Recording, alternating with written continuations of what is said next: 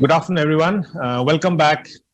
We are into the second session of the post-lunch session on day two of Pack Impression. We have a very, very interesting topic with a very, very important gentleman from the industry. Uh, the new equations, the new normal. The last 6 months has been completely unprecedented times for almost every industry that we can think about. Right, lot of relationships, whether it's between customers and suppliers and vendors. Everything has been affected, and here we have a wonderful topic on how B2B relationship may change in this new normal. How does critical functions like marketing, customer service, management will be impacted in the physical, less physical environment? We are not being, allowed to meet, so it's literally virtual. Right? To talk on this very important topic, we have a stalwart from the advertising agency, and now for almost a decade, a serial entrepreneur. He has been CEO of Starcom West for more than 10 years. And for the last 10 years, he has been in the startup space. And he himself calls himself as an entrepreneur helping other entrepreneurs build business models. He's right now incubating and as a co-founder of very exciting sales automation technology, which I have seen a sneak view of it. I'm keenly looking forward to whenever that product comes ready. Without wasting too much of time, let me introduce here Ravi Kiran. Welcome, Ravi. It is a pleasure really having you here, and the floor is all yours. Thank you. Thank you, Pankaj, and very happy to be here. Welcome everybody who's on the session this afternoon. So after that rather glowing introduction given by Pankaj, I hope I can live up to the expectations. When I think of our world today, this is really what I see. I mean, life and business before COVID was quite tough and messy anyway. And now many of us are fighting just to stay afloat under the double load of the pandemic and massive financial stress, right? It's almost like we are inside a tunnel and there is, fair amount of darkness and dinginess around us. That we will come out of this situation and out of the tunnel is a given, right? But how we will re-emerge, in what shape, is as of now quite uncertain. In fact, even after a vaccine is available to the masses and the effects of the pandemic is out of our minds, we will have to pick up the threads and start rebuilding under what looks like a fairly prolonged period of recovery. Clearly, there are no easy answers. I don't profess or claim to have one, which is why all we have to do is talk to each other and help each other navigate through these rather crazy times. Right? I've spent close to 30 years now in business, most of that in B2B selling, building these reasonable businesses. And one thing I've learned is our world is not really as linear as we think it is. So it is more like, someday up, someday down, and the world, our mood goes up and mood goes down and business is challenging and so on and so forth. But that said,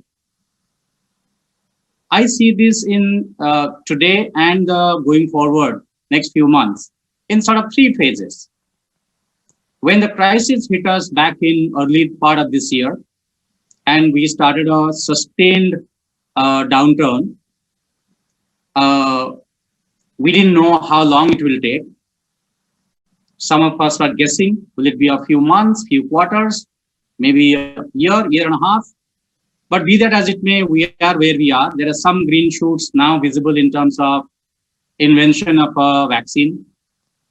And hopefully, sometime over the next 6 to 9 months, we will get to a stage that the health related issues will come down in our mind, and we'll start the process of recovering our businesses.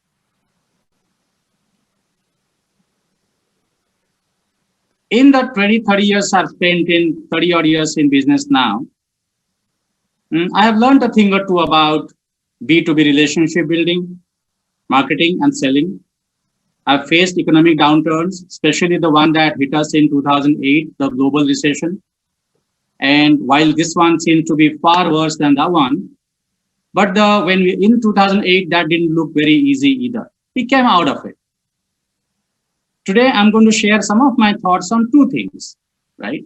Marketing, sales, business development, relationship building are very large topics, and obviously very difficult to cover all of that in great depth in 20-25 minutes.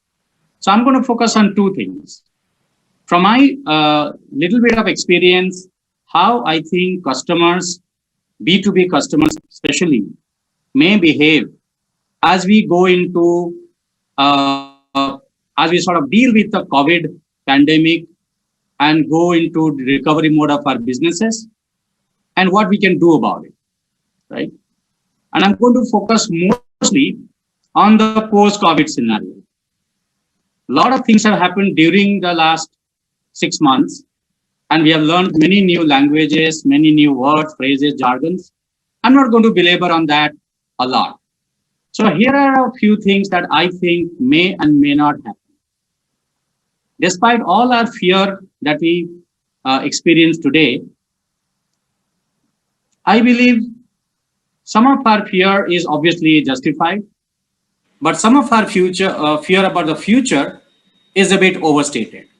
For instance, I don't believe we'll have shocking changes to the way we behave, either privately or publicly, right? It is very easy when you are inside a tunnel to think that the whole world is dark and water streaming down the tunnel wall, etc. But the world is not. Outside the tunnel, the world is really quite often bright and cheerful. The new normal, or some of us call it the next normal, in my view, will look disconcertingly similar to the old normal, right? First of all, in business, as most of us know, there is nothing called normal anyway. But this new normal will not, in my view, be so unrecognizable that we'll wonder what really happened. Yes, physical interactions will come down in their number, but will they go away? I don't believe so. So they will stay. We just have to get accustomed to a different way of interacting, maybe as we'll discuss, part physically and part in other ways, right? What may happen are the following 5 things in my view. In business, as we know, all the relationships are built on a foundation of trust, and over time, trust converts to loyalty. Loyalty from a customer to a service provider, and a service provider to the customer. I believe as we go into the post-COVID era, somewhere in 2021, what is trust and what is loyalty will be redefined, and we'll find new ways of earning, retaining, and enjoying the trust and loyalty built with our customers. Customers will become very, very discerning and discriminatory, if you will, about where and how they spend their money, right? I believe under economic stress, many of them will delay their decisions and cut back on spending. Unlike what many of us may think, the answer to cutting back on spending by the customer is not dropping price. So customers will look for more than just a lower price. They'll think about who is the person or the company I can depend on, who do I feel confident about, and who do I really trust, right, in choosing my partners. Third, and this is a part of a established strategy for many large businesses, many large companies, and some of you may have customers who are large, will go for increasing market share because they say the slowdown and recession is the best time for good companies to increase their market share. When they do that, they will need partners who are supporting, and whose ability is predictable, right? And last but not the least, large companies, as we have already seen, will continue to support a good number of their people. Some people have claimed that up to 70% of their staff can continue working from home. Some have said that our staff can continue working from home till 2021, 2022. But the differences may be different for different companies, but large companies, I believe, will continue to support remote working, and that will pose its own challenges in the way we build our relationship with our customers. What can we do and what should we do, right? Here are 5 or 7 top things I have learned are the best thing to do in times of recession or slowdown or economic stress. And I hope some of them will resonate with you. And I would love to learn through Q&A and other interactions, something that you may think of that I might not have. First of all, there is no time better than a slowdown and now to genuinely be customer-centric. Now, customer-centric is a word that has now become jargon. A lot of people talk about it. We have been using it for maybe 50, 60 years. But it continues to be a very, very important and foundational principle to how we build relationship with our customers. It means largely 3 things. Are we empathetic towards our customers, right? And this goes beyond lip service of dropping price when the customer needs and so on and so forth, but it's much more deep than that. Do we really understand their needs and how those needs are evolving? And do we have it in us, both in principle or in practice, to be a true partner to our customer, right? There is no one size fits all. So I'm not going to give a recipe on how to be empathetic. We all know that when we see empathy from one of our vendor partners, we can see it, right? When we feel that somebody is not empathetic to our needs, we can see that too. So this is, to me, a single biggest thing we have to learn on how do we embrace customer centricity. Second thing we have to do, and that process, I'm sure with many of you has already started, we have to digitize our whole way of thinking. It is no longer about whether I can go to social media or I can look up somebody on LinkedIn. It's much more than that. Our whole thinking has to now get digitized. And this is a great opportunity, right? Whether we are small business, large business, doesn't matter. We have to embrace digital technology and digital thinking, right? Which softwares do we use to organize our processes, to organize our life? Which apps do we use to become productive, innovative? And how do we create and publish and share digital content with our customers, right? That can make us efficient, effective, and productive. Third, in the old days, maybe pre-COVID days, and this may be the single biggest impact of the pandemic on the way we conduct business, it was okay to call a customer and say, sir, can I come and meet you? And quite often in B2B, customers like meeting salespeople, and they say, oh, sure, why not? So we'd land up and a cup of coffee or tea and then have a good discussion, right?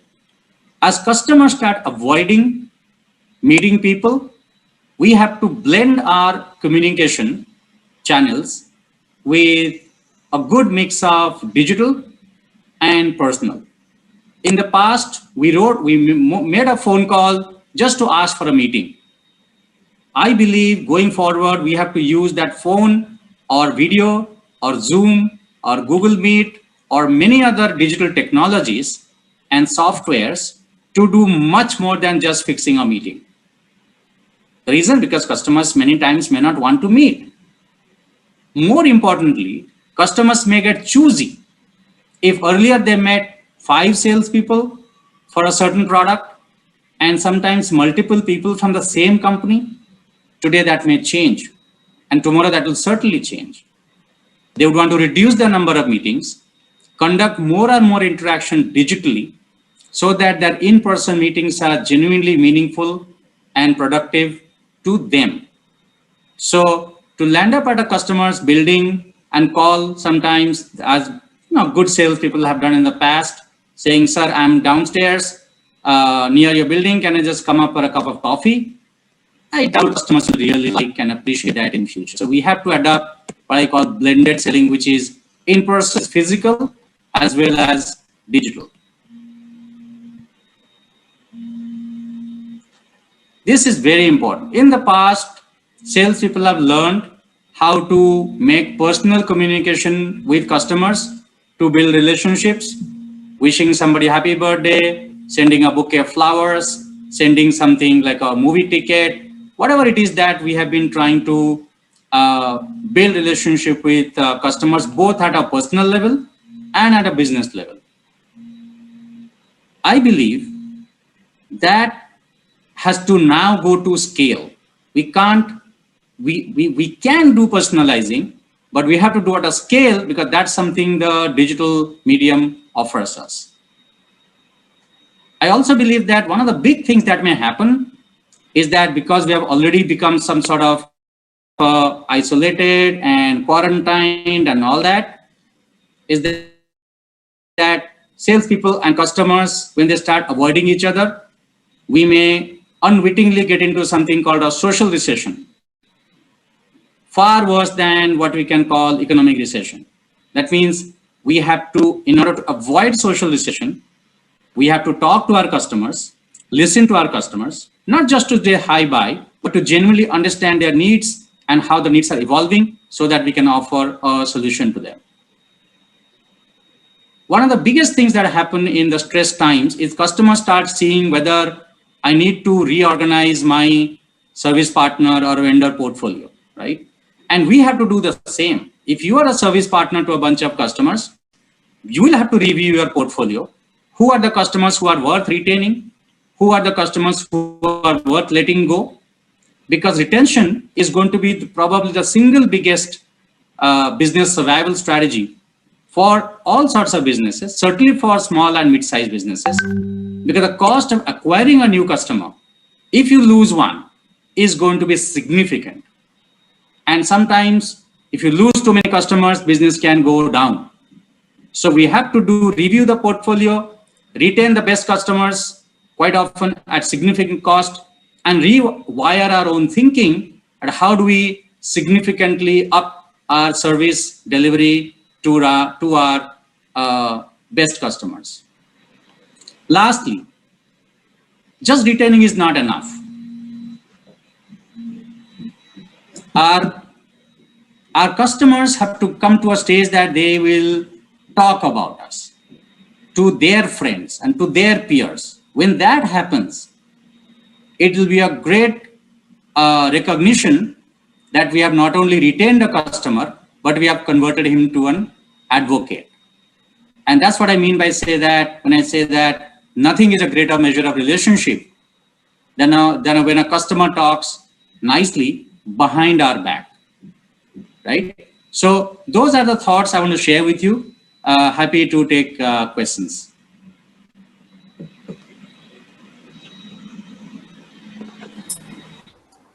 Excellent. Let me address some point which is very close to my heart. You sometimes yeah, okay.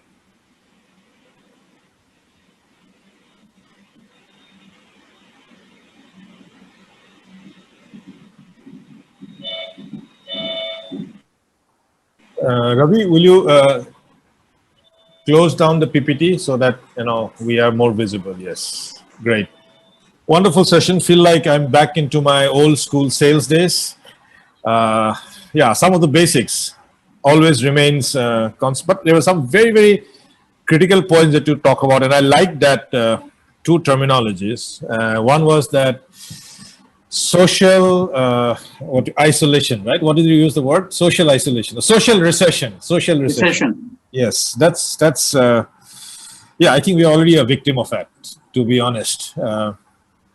I have been quarantined literally within 400 meters of my house for last 6 months. Yeah, that's something which is that's definitely that needs to be taken care of. But let me come back to that point later. I'm talking about another one which is very, very relevant for this particular session. questions have started to come. This is point is, you touched upon what is called large-scale personalization, socialized or personalized to a large extent. I would like to pick your brain because you are majority part of your career. You are an ad man, right? Although you are now a salesman, right? That's what you like to call as yourself. But I would like to pick your brains on one thing which I believe yesterday I also talked upon, and which is it did not happen in India. India has had the precedence of several phases of a particular industry not coming into India and moving from one generation to the next generation without going through the intervening generation. I can talk about few things like from the mobile phone is a classical example. You have from digital analog exchange directly to mobile without going through the intermediate things. Another industry which I was part of it was we never saw electric typewriter in India. You had a manual typewriter for a very short period, electronic typewriter, and you straight away went into word processing, right? Okay. When you look into communication in India, one huge industry which was a major industry driving digital printing, direct mail never happened in India, right? Direct mail or coupon business. So it moved from maybe some sort of direct mail without really getting into what is called the neighborhood catalog business, which is so popular in US and Europe. India just bypassed that. It went into Groupon kind of stuff straight away. And I believe right now, if you send a handwritten letter or even a direct mail, simple mail instead of an email to a customer, it will be a pleasant surprise. It will be like cutting the clutter and going through, reaching something like that.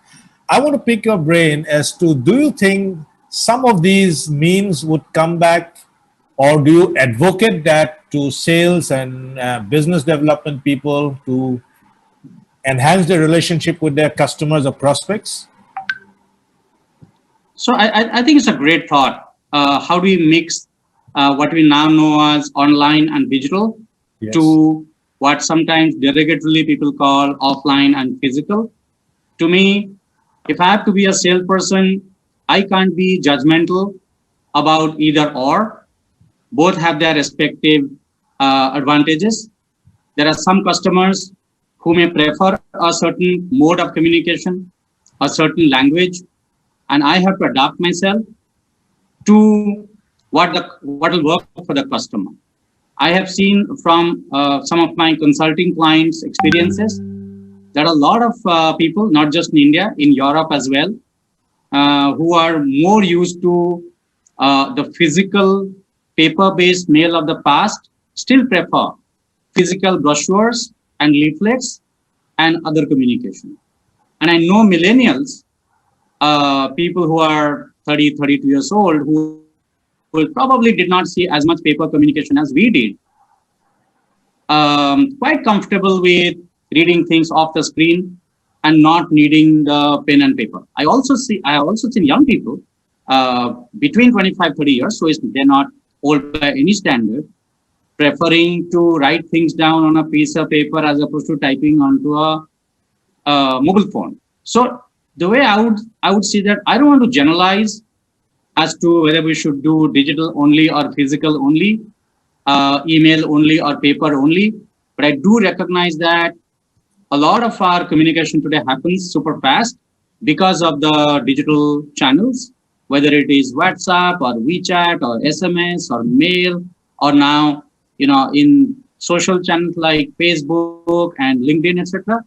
So as a salesperson, I need to be mindful of what will work for my customer and commit myself only to that, and nothing that is, sort of reflection of my view of the world. Having said that, if I have a choice of using paper versus non-paper, obvious reasons I'll use non-paper because it does something for our environment as well. But if it will work for the customer, I will go paper as well. So, excellent. Very good. There's a question here coming in. Interesting question. Sales are now driven by the purchase and finance team. It's cost driven. It's closely monitored by them, which removes creativity. What's your take on this?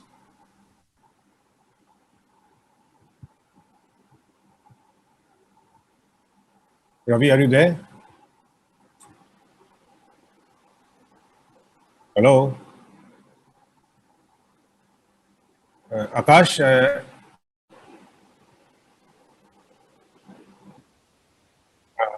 purchase and finance manager. Ravi, you were not disconnected. You got locked for about 10 seconds. Can you hear me now? Yes, yes. Okay. So what I was saying is that in my 20 years of advertising career, first 10 to 12 years, I did not have to deal with a single purchase manager. And last 8 years, I dealt with probably more purchase managers than CEOs. But let me tell you, so I have no problem at all. I don't believe purchase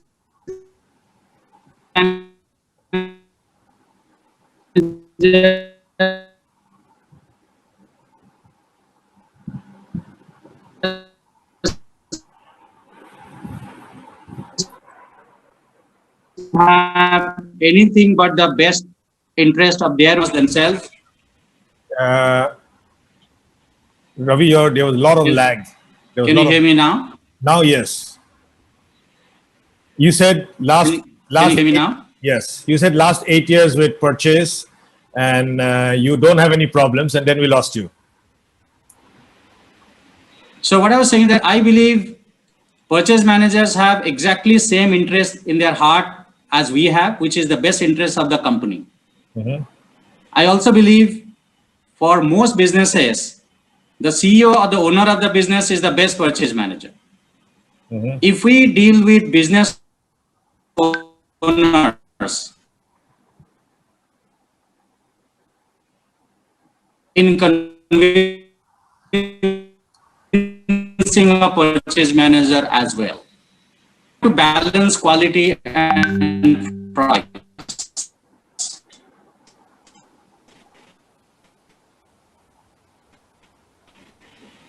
If they go only for price,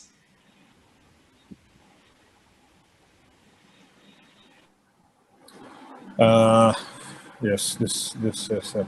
I left the switch machine.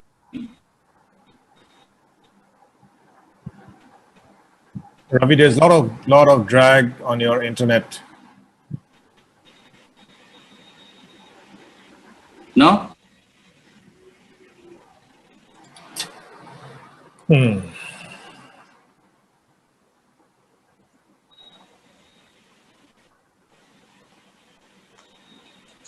Can you hear me, Pankaj?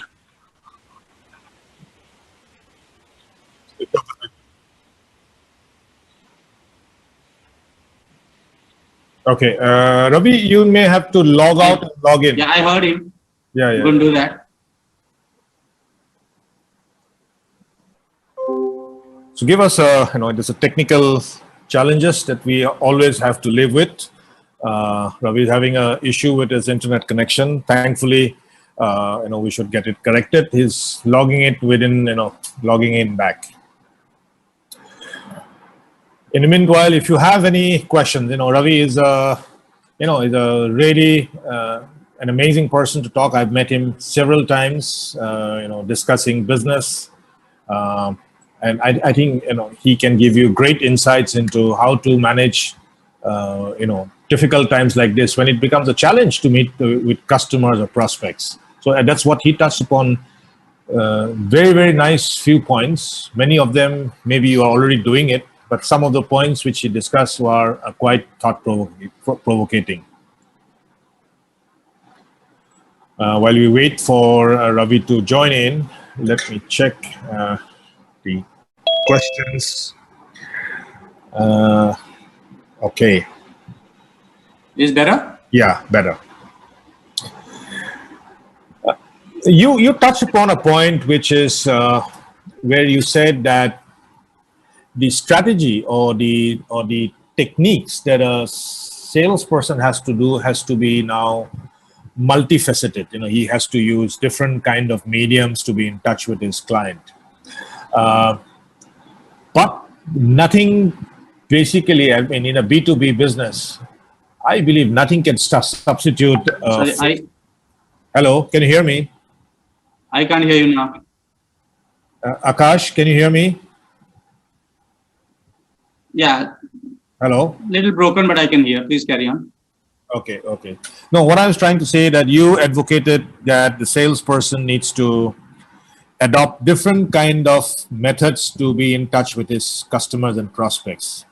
But, we all know that in the B2B business, nothing can replace the face-to-face meeting, especially in, high relationship business or high value transaction or long-term relationships. How do you see that, in your own business, is this, that when there is so much of restriction in meeting physically, have you seen the negative impact of not being able to meet with customers? Or do you think customers have started getting used to it?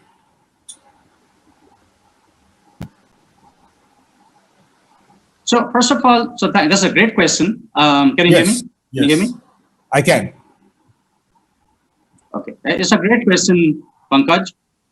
First of all, I believe that the statement that nothing can replace a physical interaction is a bit overstated. Okay. Right? As we have learned in last 3 to 6 months, we have already replaced good part of our physical interaction with other modes. Does it mean that we need to completely replace physical interactions? No. What it means is we need to be smart about why we are meeting somebody and what we need to achieve when we meet that somebody, especially in a world where travel is restricted or can be expensive. Customers may have their own security and safety concerns. We need to respect that. So the way I look at it is, if as a sales guy, I had to meet a customer face-to-face 5 times to achieve something, I could say, okay, can I now meet 2 times instead of 5? And can I achieve more before meeting him so that my meetings are more productive and more meaningful? So to me, it's not about either or. It's about recognizing that the physical meeting has a purpose and the digital outreach also has its own purpose. Very well said. I completely agree on that. Yeah, and yeah, I mean, it's a very difficult thing not to be able to meet customers, but yes, we are getting used to that right now. A very good question, which is related to this: how to change the methods to train teams internally in order to close a deal through virtual means?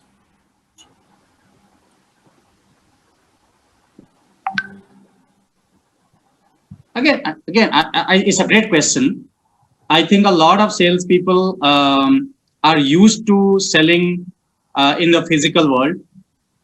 We are probably using the virtual meetings today as a stopgap. But the good thing is stopgap is already teaching us how to communicate with somebody through a non-physical means. Great salespeople have always sold things on the phone, right? Now we have to see how do we combine email and phone and WhatsApp to not maybe close a sale, but take the customer in the journey, in the buying journey, from one stage to another, right? Depending on the complexity of the product, we may still need to sell physically. And I think especially if our sales teams are millennials, young people, they are already very comfortable with technology. We just have to create the right mindset and obviously training in body language, training in tone of voice, training in how to share something on the screen rather than across the table. The good thing is that technologies to do that already exist. In fact, The product that you mentioned before that, I am designing now, In fact, I was is about to ask. specifically meant to help salespeople sell to customers. Sorry?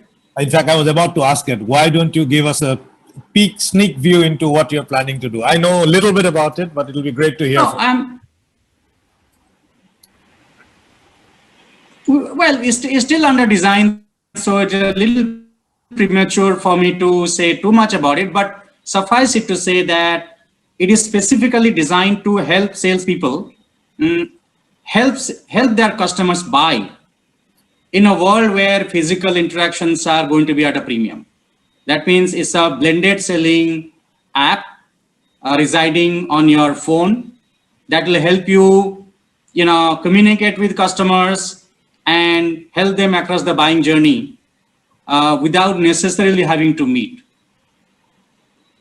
Excellent. I'm looking forward to that whenever it comes. I've been talking to you, to Sanjay, and he has been asking, said, okay, let's get to discuss. Thank you very much, Ravi. It was great to hear your thoughts on how this crazy times has affected business of various sizes, and to get your thoughts. And it was wonderful. Thank you for taking time out and presenting this. And I'm sure with the kind of questions which came, it created a lot of excitement amongst the people. And I'm glad that you could spend some time. Thank you very much, and hope to see you. I do not know when, but sometime soon. Thank you very much. Thank you. Thank you. Bye-bye. Thanks, everyone. Thank you. Bye-bye.